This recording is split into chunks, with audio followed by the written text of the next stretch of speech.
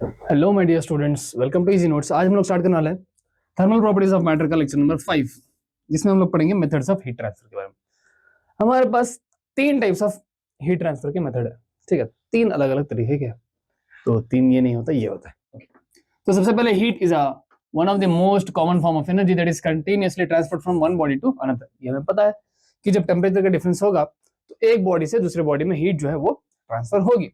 हाँ, तो there are three methods of transfer in which heat is transferred, that is conduction, convection and radiation। तीन तरह से जो है हीट ट्रांसफर होती है। तो सबसे पहला है कंडक्शन। तो कंडक्शन क्या है, देखते हैं कि कंडक्शन है क्या एक्चुअल में।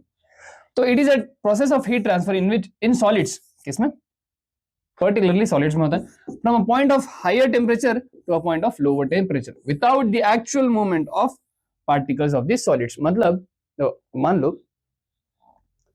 कि इसमें एक्चुअल में होता क्या है कि एक सॉलिड होता है,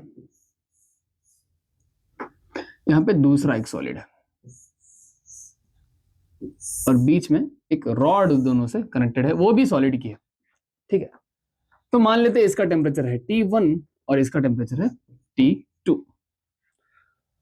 तो अज्यूम करते हैं कि T1 is greater than T2। Late कर लेता हूं कि T1 is greater than T2। अगर T1 T2 से बड़ा होगा तो क्या होगा, यहां का जो टेम्परेचर है वो धीरे धीरे धीरे धीरे क्या होगा, इस रॉड के थ्रू इसमें ट्रांसफर होगा, राइट, धीरे धीरे। हाँ, तो अब इसमें क्या हो रहा है कि ये रॉड मूव हो रही है, नहीं मूव हो रही, क्या ये रॉड के पार्टिकल्स मूव हो रहे हैं, नहीं मूव हो रहे। हाँ, तो एक्चुअल में हो क्या रहा होगा कि यहाँ पे टेम्परेचर मिला तो बाजू वाले को पास कर रहा होगा, यहाँ का पार्टिकल इसको पास कर रहा होगा, राइट, ये इसको ऐसे पास कर रहा होगा, ये इसको, ये इसको, ये इसको, ये इसको, ये इसको, ऐसे ऐसे करके आगे की तरफ ट्रांसफर हो रहा है। तो मतलब वहां के जो पार्टिकल्स है वो एक्चुअल मूव नहीं हो रहे, वो सिर्फ इधर से लेके उधर दे रहे हैं। मतलब ऐसे एनर्जी का ट्रांसफर, मतलब अपनी जगह पे जो है ऑसिलेट कर रहे हैं, ठीक है, वाइब्रेट कर रहे हैं अपनी खुद की जगह पे। तो इस method of transformation, transfer of heat को हम लोग क्या कहते हैं, कंडक्शन कहते हैं। इसको हम लोग क्या कहते हैं, कंडक्शन। इस मेथड को हम लोग क्या कहेंगे, कंडक्शन, जहां पे एक्चुअल मूवमेंट नहीं हो रहा होगा किसका, पार्टिकल्स का, but they oscillate, but particles vibrate और ऑसिलेट। पार्टिकल वाइब्रेट करते हैं या ऑसिलेट करते हैं अपनी जगह पे, ऑसिलेट करते हुए, वाइब्रेट करते हुए ऐसे उठा के इधर दे रहे होंगे, तो हीट का ट्रांसफर हो रहा होगा। तो it is the slowest method of heat transfer, सबसे स्लो होता है इसमें, ठीक है, क्योंकि पार्टिकल्स जो है वो मूव होने के लिए टाइम लगा रहे होंगे, क्या कर रहे होंगे, मूव नहीं हो रहे होंगे, राइट। हीट को सिर्फ एक जगह से दूसरी जगह पहुंचाना है, मतलब यहां से यहां तक हीट होने में बहुत ट्रांसफर बहुत टाइम लगेगा। जैसे कि अब मान लो एक रॉड को आप लोगों ने पकड़ा हुआ है, तो एक साइड उसको हीट कर रहे हैं, तो क्या आपको उसी टाइम पे यहाँ पे हीट महसूस होगी, नहीं, राइट। वहां पे हीट करते जाएंगे करते जाएंगे करते जाएंगे, तो वो ट्रांसफर होते होते होते होते क्या होगा, इस पॉइंट तक आएगा, तो मतलब बहुत टाइम लगेगा। हाँ, तो उस तरह से इसमें हीट का ट्रांसफर होगा, तो उसको हम लोग क्या कहते हैं, कंडक्शन। अब यहाँ पे बात करते हैं थर्मल कंडक्टिविटी। अच्छा, वो देखते हैं थर्मल कंडक्टिविटी क्या है थोड़ी देर में। तो अब यहाँ पे जो हीट ट्रांसफर होगी, हीट क्यू जो ट्रांसफर होगी, it will be directly proportional to area, right. मतलब जितना ज्यादा एरिया होगा उतनी ज्यादा हीट ट्रांसफर होगी। हाँ, ये तो पक्का है। अच्छा, और हीट जो ट्रांसफर होगी that will be directly proportional to time also. हाँ, जितनी ज्यादा देर तक हम लोग उसे हीट करेंगे, मतलब टेम्परेचर देंगे, तो जितने ज्यादा टाइम तक हम लोग इन दोनों को टेम्परेचर पास करते रहेंगे उतनी ज्यादा हीट डेवलप होगी। हाँ, और हीट जो है that is be directly proportional to temperature gradient. Temperature gradient क्या है, डेल्टा टी अपॉन एल। मतलब जितना डिफरेंस इन टेम्परेचर होगा उतनी ज्यादा हीट का ट्रांसफर होगा with respect to unit length. हाँ, तो that can be written as T1 minus T2, क्योंकि T1 बड़ा है, डिवाइड बाई L। तो हीट इन तीनों के डायरेक्टली प्रोपोर्शनल है। तो जब लिखूंगा तो heat can be written as Q is equal to K A T1 minus T2 T divide by L, ठीक है। तो ये आएगा हमारा हीट का फॉर्मूला। के क्या है, हाँ, यहाँ पे के जो है दैट इज थर्मल कंडक्टिविटी। के क्या हो जाएगा हमारा, थर्मल कंडक्टिविटी, और इसको कोएफिशिएंट ऑफ थर्मल कंडक्टिविटी भी कह सकते हैं, कोएफिशिएंट ऑफ थर्मल कंडक्टिविटी भी कह सकते हैं। ए क्या है, A is the area, T1 minus T2 by L क्या है, दैट इज टेम्परेचर ग्रेडियंट, इसको क्या कहते हैं हम लोग, टेम्परेचर ग्रेडियंट, ठीक है। और T क्या है, T is the time, T क्या आ जाएगा हमारा, T इज द टाइम, ठीक है। तो इन सब के ऊपर ये जो हीट का ट्रांसफर है वो डिपेंड कर रहा था, एरिया पे, टाइम पे और टेम्परेचर ग्रेडियंट पे। विद यूनिट लेंथ अगर डिवाइड करेंगे कभी भी, विद लेंथ अगर डिवाइड करेंगे या डिस्टेंस अगर डिवाइड करेंगे तो उसको हम लोग क्या कहेंगे, टेम्परेचर ग्रेडियंट। याद देखो जैसे हम लोगों ने फ्लूइड्स में पढ़ा था velocity gradient, velocity with respect to distance, हाँ डिस्टेंस या लेंथ अगर देखेंगे तो अगर किसी भी चीज को लेंथ या डिस्टेंस से ट्रैवल करेंगे उस चीज को हम लोग उसका ग्रेडियंट कह सकते हैं। यहाँ पे टेम्परेचर को डिवाइड किया था, वहां पे वेलोसिटी को डिवाइड किया था, तो वेलोसिटी ग्रेडियंट हो गई थी, ये टेम्परेचर ग्रेडियंट हो जाएगा।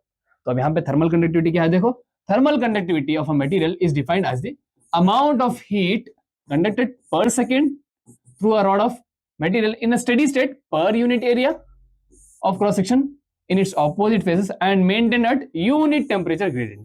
देखो तीनों की वैल्यू अगर मान लो एरिया, टेम्परेचर ग्रेडियंट और टाइम तीनों की वैल्यू अगर 1 हो गई, मतलब पर second, per unit area, per unit temperature gradient की अगर बात करूं तो थर्मल कंडक्टिविटी किसके बराबर होगी, हीट के बराबर होगी, that is nothing but thermal conductivity. अब मान लो थर्मल कंडक्टिविटी के क्या आएगा, के will be QL divide by A delta T into small T. तो इसकी यूनिट क्या आएगी देख सकते हैं, तो ऐसा यूनिट क्या होगी, तो यहां से देखो heat by time that is nothing but weber, हाँ सॉरी वॉट। अब यहाँ एरिया से एक एरिया चला जाएगा तो ये हो जाएगा वॉट पर मीटर, मीटर स्क्वायर था ऊपर एक मीटर है तो मीटर से मीटर जाएगा तो पर मीटर हो जाएगा, हाँ पर केल्विन, वॉट पर मीटर पर केल्विन, ये हो जाएगी उसकी एसआई यूनिट, किसकी, थर्मल कंडक्टिविटी की एसआई यूनिट क्या हो जाएगी, वॉट पर मीटर पर केल्विन। एप्लीकेशन कहां कहां यूज होता है, तो देखो यूजुअली कॉपर जो है is a good conductor of heat, हाँ एज कंपेयर टू स्टील, तो इसीलिए जब भी स्टील के जो भी चीजें बनाता है यानी वेजल्स बनाते हैं उसमें बेस जो होगा that will B of copper, जिसकी वजह से जल्दी जो है हीट का ट्रांसफर होगा। तो vessel made of steel are often provided with copper bottom to faster the process. Next wire gauze, जब बंसन बर्नर जलाते हो आप लोग केमिस्ट्री लैब में, जब भी आप लोग बंसन बर्नर जलाएंगे तो उसके ऊपर एक गॉज रखेंगे, राइट, जो कि वायर का होगा, कॉपर वायर का, तो उसमें जो है हीट का ट्रांसफर हर जगह जो है इक्वली डिस्ट्रीब्यूट होगा। तो बंसन बर्नर पे वायर गॉस क्यों रखते हैं, it helps in the uniform distribution of heat above it, जो भी हीट जो है उसको यूनिफॉर्मली डिस्ट्रीब्यूट हर जगह पे करेगा। Next ice packed in a sawdust which is conductor of heat, तो आइस को उसी में क्यों ये करके रखते हैं कि मतलब आइस को एक इसमें रखते हैं, राइट, एक कंटेनर में रखते हैं जिसको हम लोग क्या कहते हैं सॉडस्ट, उसमें एक पैक करके रखते हैं, क्यों, वो एक गुड कंडक्टर ऑफ हीट होता है जिसकी वजह से वहां से जो है हीट ट्रांसफर नहीं होगी, तो it prevents ice from melting, मतलब हीट जो है अंदर की तरफ नहीं आएगी, ठीक है, तो वहां पे वो हीट को कंडक्ट कर लेगा तो वो आइस को प्रिवेंट करेगी किससे, मेल्ट होने से। आगे बढ़ते हैं, नेक्स्ट बात करते हैं कन्वेक्शन की, दूसरा method of transfer of heat. तो ये क्या है, कन्वेक्शन में क्या होता है, कंडक्शन में क्या था, पार्टिकल जो है वो वाइब्रेट नहीं हो रहे थे, अब यहाँ पे पार्टिकल जो है, तो कंडक्शन में पार्टिकल्स मूव नहीं हो रहे थे, यहां से खड़के सिर्फ ऐसे पास कर रहे थे, अब पार्टिकल्स मूव होंगे, यहां से लेंगे यहां जाएंगे और इसको देंगे, सिंपल।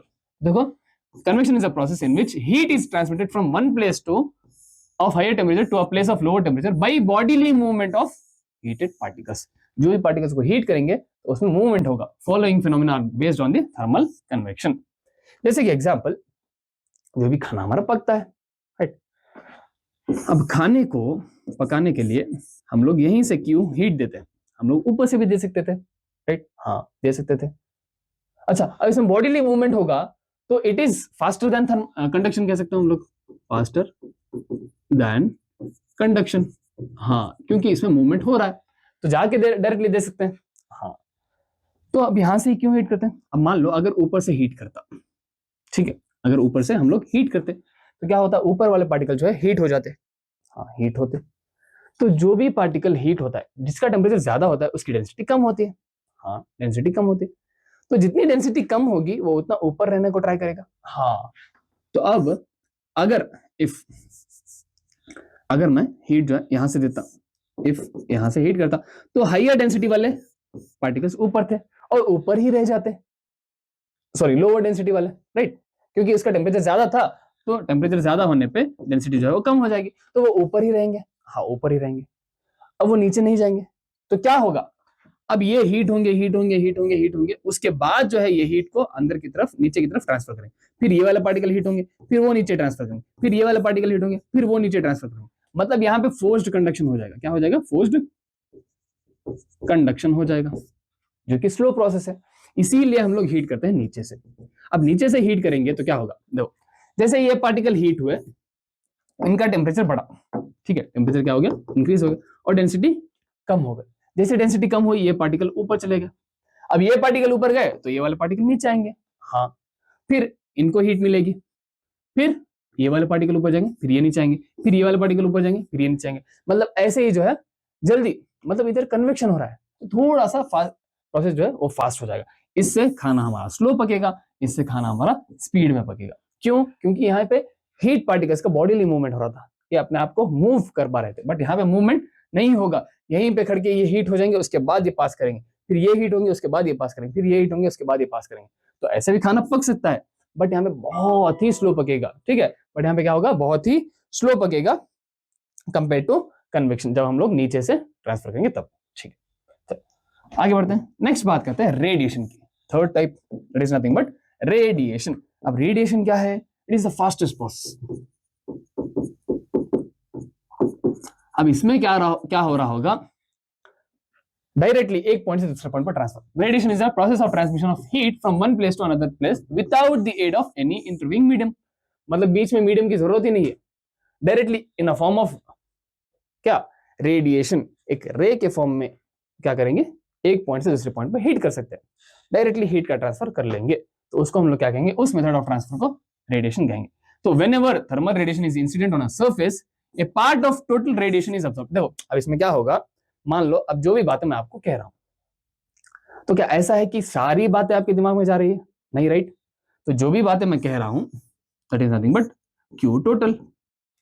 अब उसमें से थोड़ी बातें आप लोग अब्सॉर्ब कर रहे होंगे, थोड़ी बातें लग के ये क्या कह रहा है भाई, वापस आ रही होंगी, रिफ्लेक्ट हो रही होंगी, क्या ही है, थोड़ी बातें आप लोगों को ट्रांसमिट हो रही हैं, मतलब छोड़ दो, राइट। ऐसे ऐसा नहीं होगी कि सारी बातें जो है आपके दिमाग में जा रही होंगी। वैसे ही जो भी हीट रेडिएशन के थ्रू इंसिडेंट होती है किसी भी सरफेस पे, तो उसमें से थोड़ी सी अब्सॉर्ब होती है, another part is reflected and the remaining part is transmitted. थोड़ा सा पार्ट क्या होगा, ट्रांसमिट हो जाएगा।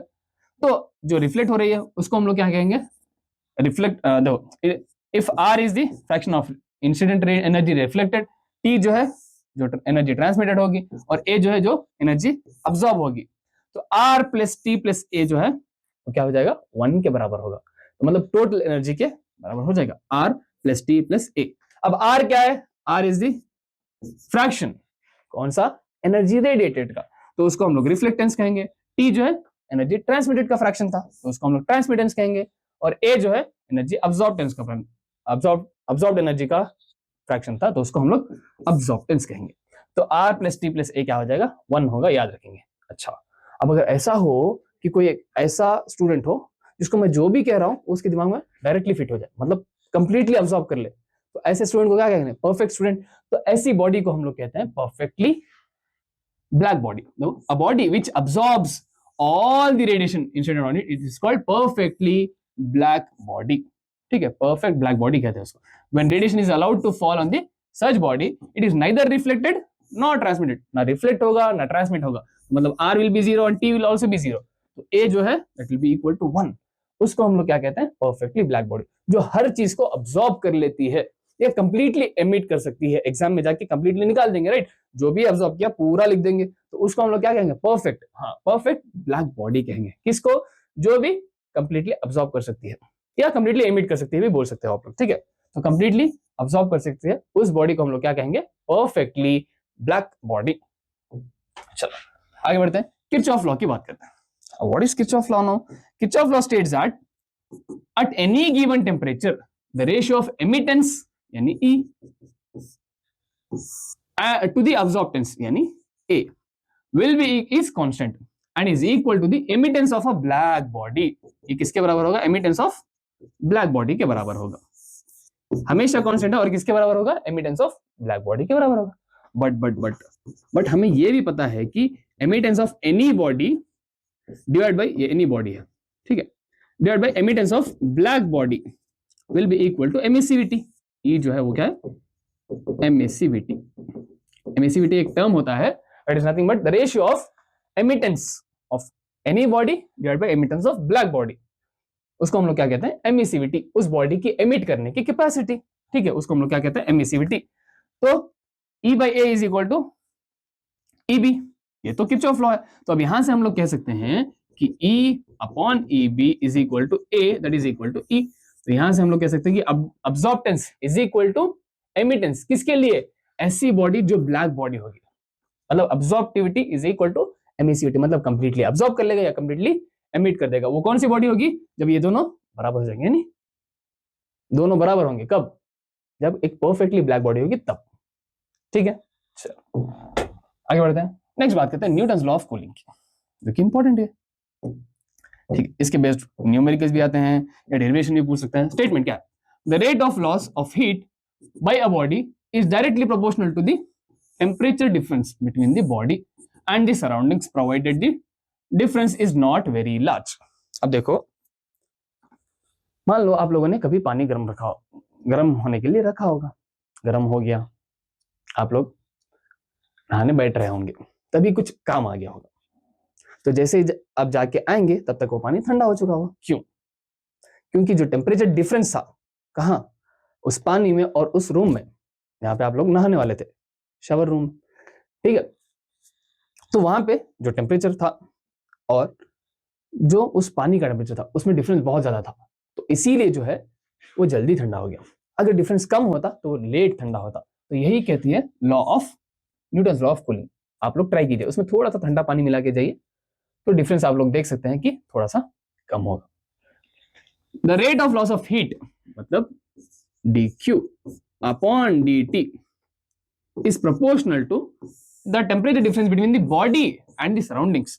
So temperature of body minus temperature of surroundings, इसके डायरेक्टली प्रोपोर्शनल होगा, ठीक है।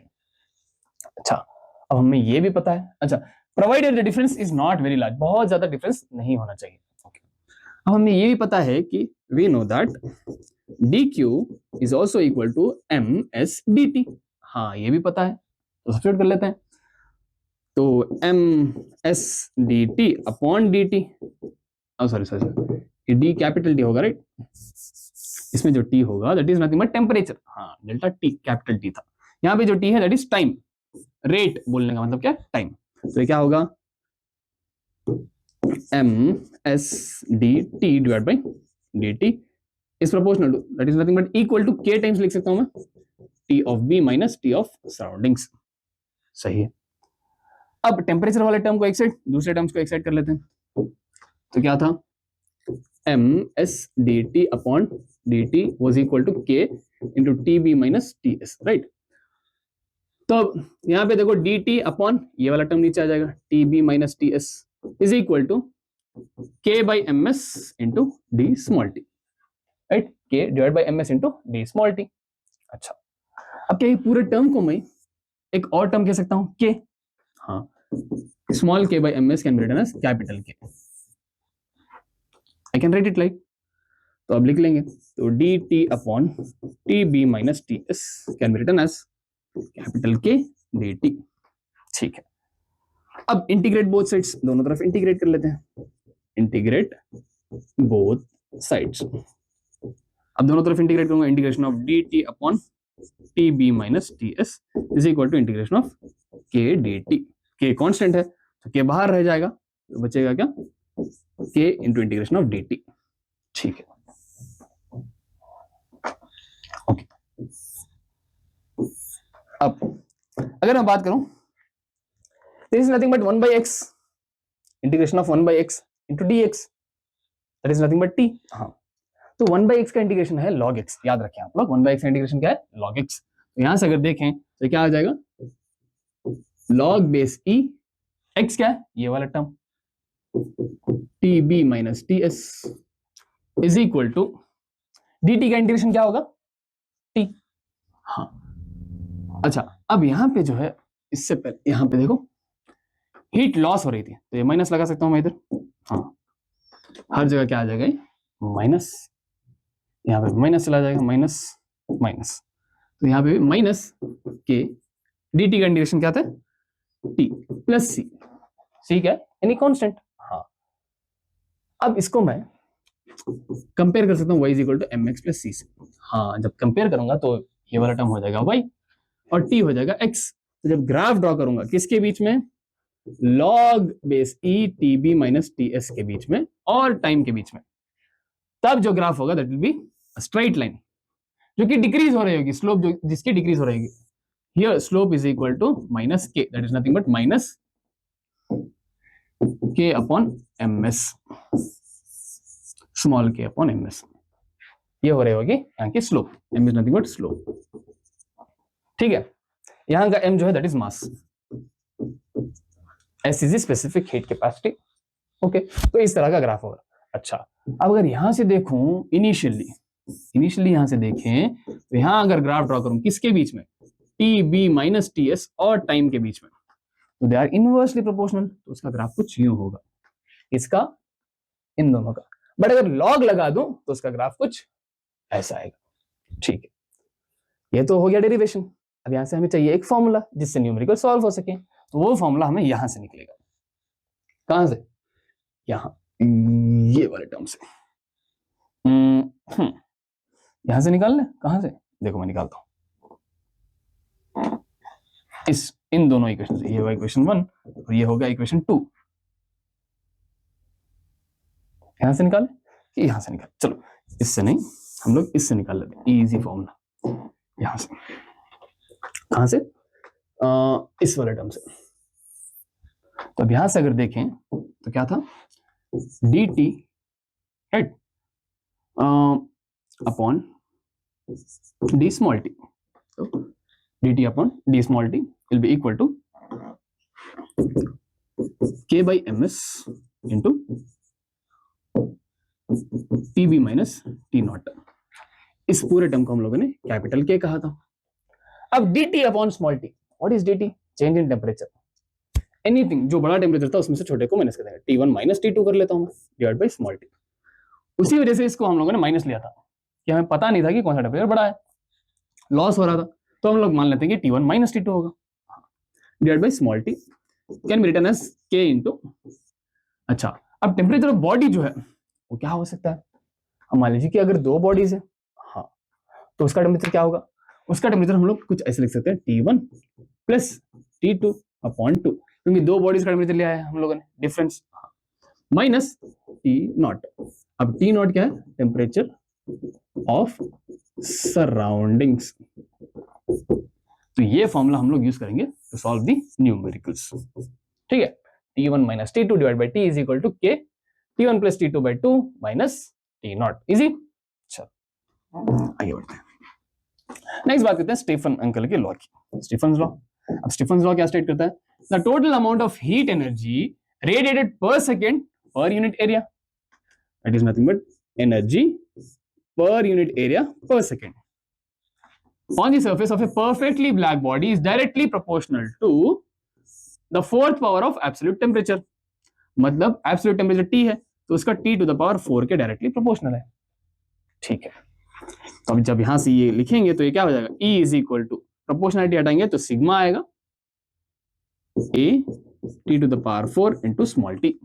ठीक है, अब most of the times area constant देते हैं, टाइम भी कांस्टेंट होता है, तो यहां से देखेंगे तो E is directly proportional to T to the power 4 भी लिख सकते हैं। ठीक है, एरिया और टाइम अगर कांस्टेंट होगा, पर यूनिट टाइम पर यूनिट एरिया दिया हुआ है राइट, तो इसको 1 रख लेंगे तो E is directly proportional to T। अच्छा, या तो अगर एरिया कांस्टेंट होगा तो energy by time is nothing but power, ऐसे कह सकता हूं कि power is also directly proportional to T to the power 4, या energy per unit area per unit time is nothing but intensity is also directly proportional to T to the power 4।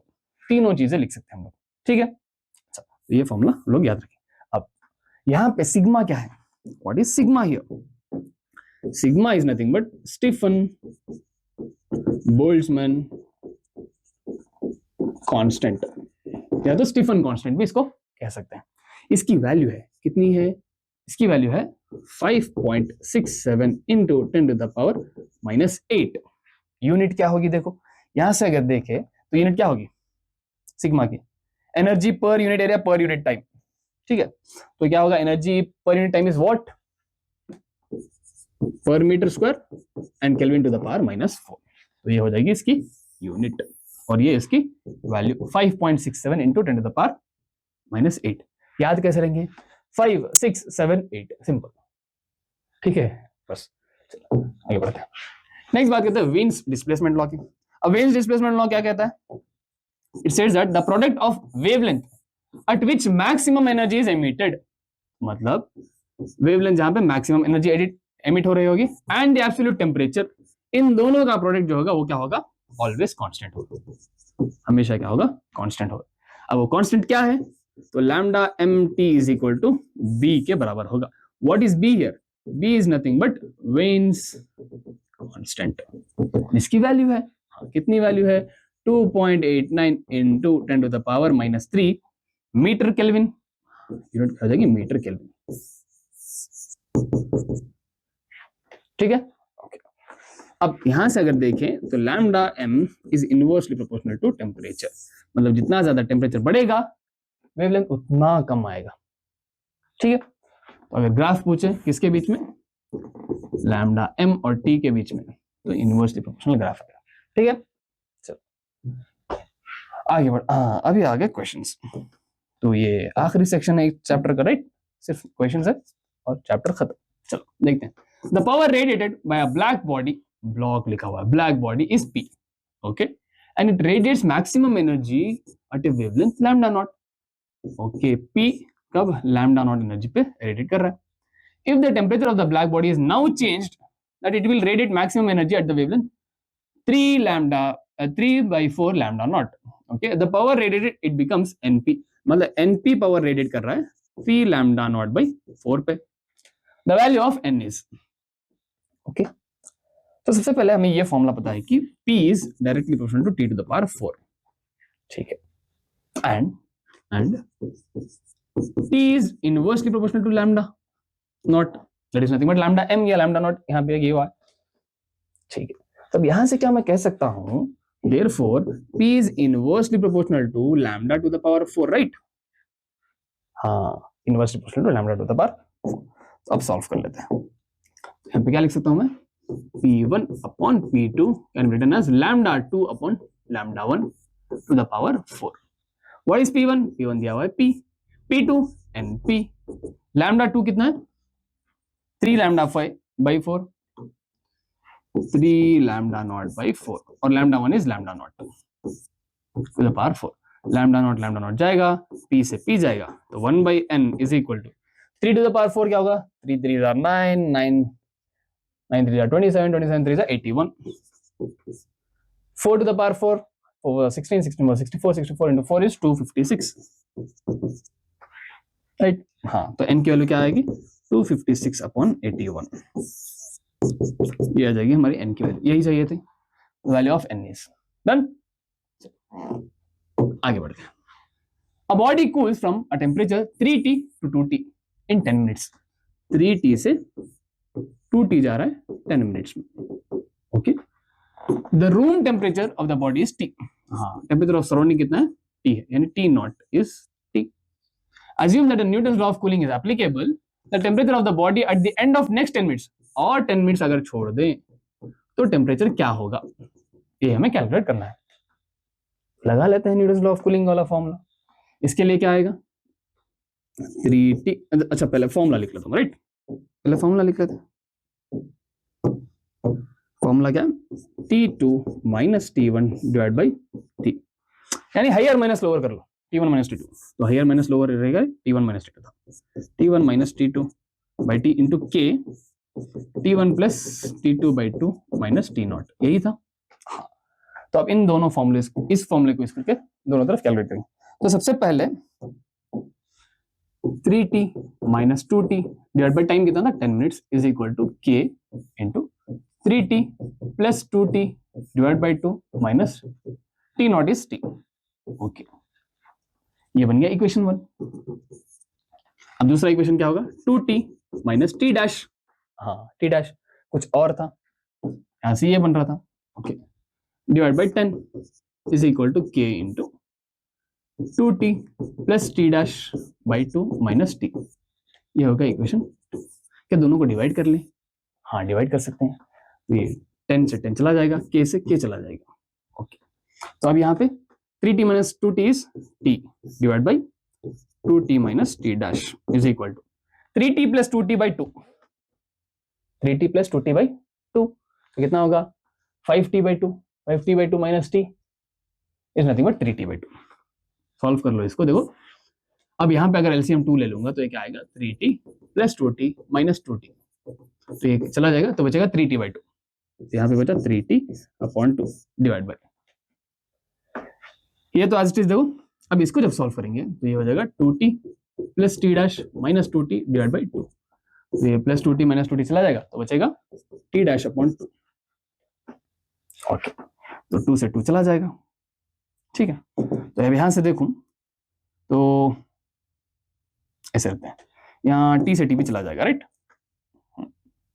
गया, तो बच्चा ये इधर आएगा t dash is equal to, इधर multiply होगा 3 into 2t minus T dash, okay, तो t dash is equal to 6t minus 3t dash, तो 3t डैश इधर आएगा तो 4t डैश हो जाएगा टोटली इज इक्वल टू 60, तो t dash will be equal to 3 by 2t, t dash क्या आ जाएगा 3 बाई 2t, इजी, इजी था राइट। दोनों इक्वेशंस बनाए और उन दोनों को हम लोगों ने क्या किया, डिवाइड कर लिया, तो हमें आंसर मिल गया। चलो आगे बढ़ते हैं। A black body at 200 Kelvin is found to emit maximum energy at a wavelength is 14 micrometer. When its temperature is raised to 1000 Kelvin, then the wavelength at which maximum energy emitted is. तो मतलब हमें पता है कि T is directly proportional to inversely proportional to lambda. हाँ, तो T1 upon T2 can be written as lambda 2 upon lambda 1. हमें चाहिए क्या lambda 2. T1 कितना है 200, T2 1000, लैम्डा 1, लैम्डा 2 चाहिए, लैम्डा 1 14 माइक्रोमीटर, तो ये 5 टाइम्स चला जाएगा, तो lambda 2 is equal to 14 micrometre divide by 5, इधर आ जाएगा 14 बाई 5 क्या होगा 2.8 माइक्रोमीटर, ये आ जाएगा हमारा वेवलेंथ। सिंपल इजी था राइट, हाँ बहुत ज्यादा इजी था, 2.8 माइक्रोमीटर, 2.8 होगा, हाँ 2.8 होगा। चलो आगे बढ़ते हैं। State Stefan Boltzmann law, right the CDS and SI unit of Stefan Boltzmann constant, आप लोग लिख लेंगे right, homework simple. Stefan Boltzmann law हम लोगों ने यहाँ कह रखी है, कहां पे, यहाँ पे, एसआई यूनिट तो है, सीडीएस यूनिट आप लोगों को लिखनी है, सिंपल। चलो आगे बढ़ते हैं। Define coefficient of thermal conductivity, ये भी लिख रखा है हम लोगों ने। चलो next, state and explain the 3 models of transference of heat, ये भी लिख रखा है हम लोगों ने, राइट। अभी थोड़ी देर पहले पढ़ा, 3 टाइप होते हैं, कंडक्शन, कन्वेक्शन एंड रेडिएशन, तीनों के बारे में हम लोगों ने पढ़ा था कि क्या होते हैं। A layer of ice 2 centimeter thick is formed on a pond, ठीक है। The temperature of air is 20 degree Celsius, ठीक है। थिकनेस को d मान लेता हूं मैं, कितना है 2 सेंटीमीटर है, ओके। टेम्परेचर ऑफ एयर कितना है, एयर है 20 degree Celsius, okay. Calculate how long will it take to form the thickness by 1 millimetre, मतलब एक्स्ट्रा थिकनेस ऐड कर रहे हैं, डेल्टा एक्स मान लेता हूं मैं, कितना है 1 millimetre, okay. The density of ice is so much, rho of ice कितना है 1 gram per cc, and latent heat of ice कितनी है, एलएफ कितना है हमारा 80 calorie per gram, and conductivity of ice है K of ice it is 0.008 calorie per second per centimetre square per centimetre per degree Celsius, ठीक है, okay. तो अब सबसे पहले हमें चाहिए क्या, how long will it take, मतलब टाइम निकालना है, हाउ लॉन्ग निकालना क्या है हमें, टाइम। तो सबसे पहले हमें फॉर्मूला पता होना चाहिए कि फॉर्मूला क्या होगा, formula Q is equal to क्या है, K A delta capital T small T divide by L. अच्छा, अब यहाँ पे ये बन रहा है, राइट, यहाँ पे क्या हो रहा है, ये बन रहा है, तो मतलब इसकी एवरेज थिकनेस लेंगे इधर L, L is nothing but D plus, अच्छा अब बनने के बाद क्या हो जाएगा, ये 2.1 हो जाएगा, डी प्लस डिवाइड बाई 2, दोनों का एवरेज 2 प्लस 2.1 डिवाइड बाई 2 हो जाएगा, ठीक है। अब 1 मिलीमीटर मतलब 0.1 सेंटीमीटर बोल सकता हूं मैं इसको। तो सबसे पहले हम लोग L निकाल लेते हैं, चलो अगर L निकालें तो L will be D plus delta x divide by 2, यानी 2 प्लस 0.1 2.1 डिवाइड बाई 2, तो यहां से L निकल के आएगा हमें 2.05 सेंटीमीटर। ओके डन, ये निकाल लिया। अब K गिवन है, हाँ, डेल्टा T गिवन है मतलब 20 आएगा, हाँ, L मिल गया, अब T चाहिए, अब उसके लिए Q चाहिए, राइट, Q गिवन नहीं है, हाँ, देखते हैं Q क्या होगा, what will be Q, Q is equal to M into L F। अब मास भी हमें पता नहीं है, मास होगा डेंसिटी इंटू वॉल्यूम, ठीक है, तो मास को मैं क्या लिख सकता हूँ, डेंसिटी 1 थी, वॉल्यूम क्या हो जाएगा, volume will be area into extra thickness, कितनी थिकनेस है एक्स्ट्रा, एक्स्ट्रा है 0.1 delta x, so that is nothing but 0.1 a, क्योंकि डेल्टा x 0.1 है, इंटू 1 करेंगे तो 0.1 a आएगा, तो इसको यहाँ सब्स्टिट्यूट कर लेंगे, तो q will be equal to 0.1 into 80 calories था, हाँ, तो q is equal to 8a, 0.1 a था, राइट, हाँ, तो 8a आ जाएगी q की वैल्यू, तो सब्स्टिट्यूट कर सकते हैं, राइट, हाँ, चलो अब सब्स्टिट्यूट करके हम लोग सॉल्व कर लेते हैं, इसको इधर ले लेता हूं मैं।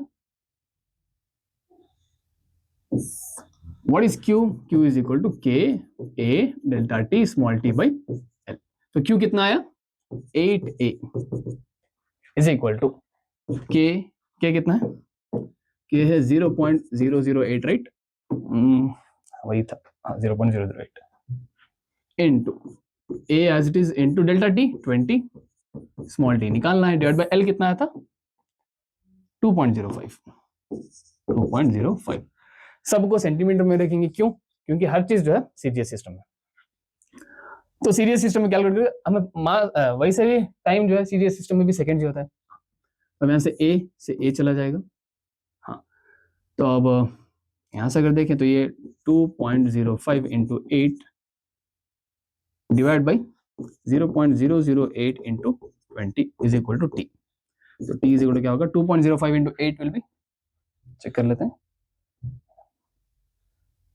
2.05 into 8 16.4 डिवाइड बाई, ये कितना होगा 0.008 into 20 0.16, तो इसको डिवाइड कर लेते हैं, 16.4 डिवाइड बाई 0.16 कितना होगा 102.5, तो टाइम विल बी 102.5 सेकेंड्स, इतना टाइम लगेगा 1 मिलीमीटर थिकनेस को फॉर्म होने के लिए। इजी, हम लोगों ने पहले क्यू निकाला, एल निकाला और उसमें सब्स्टिट्यूट कर लिया, इजी, चलो आगे बढ़ते हैं। अरे ये क्या हुआ, यहाँ है, a black body at high temperature T Kelvin radiates energy E. When the temperature falls to T by 2, the energy radiated will be, तो हमें पता है कि energy is directly opposite to T to the power 4, तो आप लोग ये solve करके दिखाएंगे, E2 हमें चाहिए by E1 is equal to T2 by T1 to the power 4, तो हमें T1 दिया हुआ है T, T2 दिया हुआ है T बाई 2 और E1 है E, यहां से सॉल्व करके E2 की वैल्यू आप लोग कमेंट करेंगे, इजी, चलो आगे बढ़ते हैं, नेक्स्ट बात करते हैं इसकी, आखिरी क्वेश्चन, आखिरी है, चलो खुश हो जाओ, आखिरी question, a brass boiler has a base area of 0.15 metre square, area कितना है 0.15 metre square and thickness of 1 centimetre, हाँ थिकनेस यानी एल कितनी है 1 सेंटीमीटर मतलब 10⁻⁻2 metre, it boils water at the rate of 6 kg per minute, boil कर रहा है वाटर को, ठीक है, तो देखते हैं 6 kg पर मिनट मतलब मास जो है अगर 6 kg होगा तो टाइम कितना लगेगा 10 मिनट्स, या sorry 1 minute, right, 6 kg per minute बोला है, 1 मिनट यानी 60 सेकेंड्स, ठीक है, when placed on a gas stove. Estimate the temperature of the part of the flame in contact with the boiler. अच्छा, टेम्परेचर डिफरेंस में एक temperature तो दिया हुआ है, कितना बॉइल कर रहा है, राइट, उसको मतलब 100 डिग्री सेल्सियस, तो दूसरा टेम्परेचर निकालना है, मतलब T2 माइनस T1 में देख लेते हैं। ठीक है, thermal conductivity of brass given है, K of brass is 109 joule per second per metre per degree centigrade. Heat of vaporisation यानी latent heat of vaporisation given है 2256 into 10 to the power 3, right, joule per KG. ये सब चीजें given है। अब हमें चाहिए क्या, हमें फाइंड करना है T2। ठीक है, हमें फॉर्मूला याद है, क्या फॉर्मूला है, अभी हम लोगों ने यूज किया कि Q is equal to KA, delta T is nothing but T2 minus T1 into small t divide by L। और what is Q? Q is MLV into KA T2 minus T1 into T divide by L। अब बस value substitute करना है और answer निकल आएगा। चलो आगे वैल्यू सब्स्टिट्यूट कर लेते हैं। MLV is equal to KA T2 minus T1 into T divide by क्या था L। तो M कितना था, M था 60 kg पर मिनट, राइट, हाँ 6 kg sorry 6 into latent heat of vaporisation, मैंने आप लोगों को याद रखने के लिए कहा था 2256 या 2.256 इंटू 10 टू द पावर 5 था, 6 था, यहाँ पे 10 पावर 3 हो जाएगा, is equal to K given है 109 into area 0.15, T1 minus T2 minus T1 कितना है 100 इंटू टाइम ले रहा है 60 सेकेंड्स डिवाइड बाई थिकनेस कितनी थी 1 सेंटीमीटर, तो मतलब 10 power minus 2।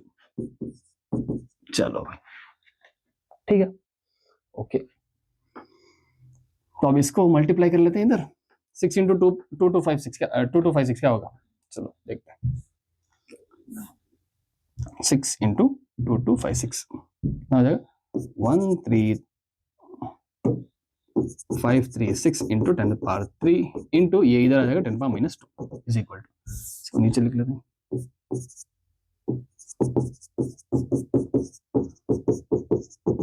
Is equal to, अब यहाँ पे इसको सॉल्व करेंगे 109 इंटू 0.15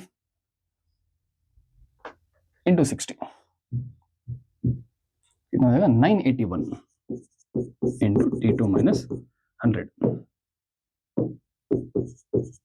ओके, राइट, चलो अब इसको हम लोग यहां से इसको डिवाइड कर सकते हैं, राइट, इसको कैंसिल करेंगे तो 10 बचेगा, तो ये कितना हो जाएगा 13536 divide by 981 is equal to T2 minus 100, तो 13536 डिवाइड बाई 981 तो कितना हो जाएगा 137.98 is equal to T2 minus 100, तो 100 इधर जाएगा तो क्या होगा T2 is equal to 137.98 plus 100, that is nothing but 237.98 kelvin,